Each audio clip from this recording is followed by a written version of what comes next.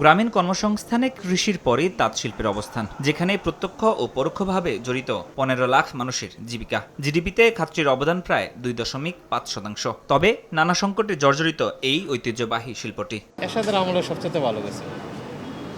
এরশাদ যখন সরকার ছিল ওই টাইমে জামদানির মান ছিল বেশি, পরে বেগম খালেদা জিয়া হওয়ার পরও ভালোই আছিল। তখন শেখ হাসিনা হওয়ার পরে মানে একবার ডাউন হয়, একবার উপরে ওঠে, একবার ডাউন হয়, একবার উপরে ওঠে।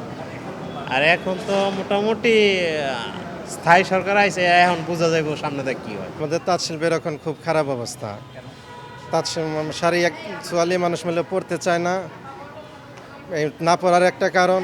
আর জিনিসপাতি যেগুলো সুতা রঙের যেগুলো দাম, সেই অনুযায়ী মনে করেন যে কেনার মানে কাপড়ের যে খরচটা হয় মানুষের কেনার সাধ্যের বাইরে। আমাদের যে ঐতিহ্যটাকে নষ্ট হয়ে যাচ্ছে, মানে বাঙালির এই ঐতিহ্যটাই যদি একটা সময় বিলুপ্ত হয়ে যায় তাহলে তো আমাদের আসলে কিছু থাকলো না। নির্বাচনী ইশতেহারে দেয়া বিএনপি সরকারের এক গ্রাম এক পণ্য স্লোগানকে সামনে রেখে কাজ করছে সরকার, যাতে গুরুত্ব পাচ্ছে নানা সংকটের জর্জরিত তাঁত শিল্প। সম্ভাবনাও দেখছেন উদ্যোক্তারা। আমাদের এখান থেকে আমি কিছু হোম টেক্সটাইল এক্সপোর্ট করি এবং কিছু ফ্যাশন অ্যাক্সেসরিজ এক্সপোর্ট করি।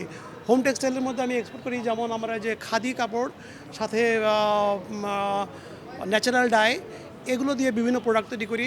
এগুলো দিয়ে টেবিল ক্লথ, কুশন কাভার, এরকম ধরনের বিভিন্ন প্রকার প্রোডাক্ট আমরা তৈরি করি। অনেকভাবে বাড়ানোর সুযোগ আছে, কারণ সারা পৃথিবীতে এটা ডিমান্ড আছে।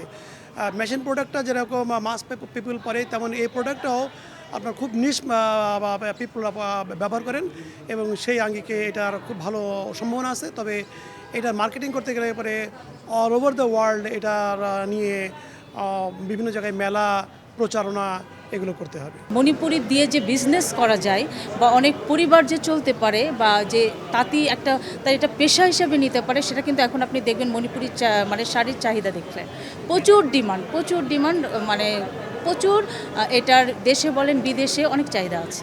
ঐতিহ্যবাহী এই শিল্পকে তুলে ধরতে রোববার রাজধানীর বেঙ্গল শিল্পালয়ে শুরু হয়েছে প্রদর্শনী ও মেলা। মেলার উদ্বোধনে বস্ত্র ও পাট মন্ত্রী শিল্পটিকে পুনরুজ্জীবিত করার অঙ্গীকার করেন। জামদানি শাড়ি একটা উচ্চ মূল্যের পণ্য হিসেবে মার্কেটে যেতে হবে। বৈশ্বিক পণ্য বিক্রয়ের যে সমস্ত ফোরাম আছে সেগুলির মাধ্যমে এটাকে উপস্থাপন করা যেতে পারে। বিভিন্ন দেশে এটার বিশেষ ভোক্তা শ্রেণী তৈরি করা যেতে পারে এবং এই জিনিস মেশিনে তৈরি সম্ভব না। এটার জন্য হ্যান্ড কেয়ার এবং হ্যান্ড টাচ দরকার। এটাই এটার দামের প্রকৃত জাস্টিফিকেশন। আমাদের হারানো ঐতিহ্যকে বাংলাদেশে না, বিশ্বের মধ্যে আবার পুনঃপ্রতিষ্ঠিত করব।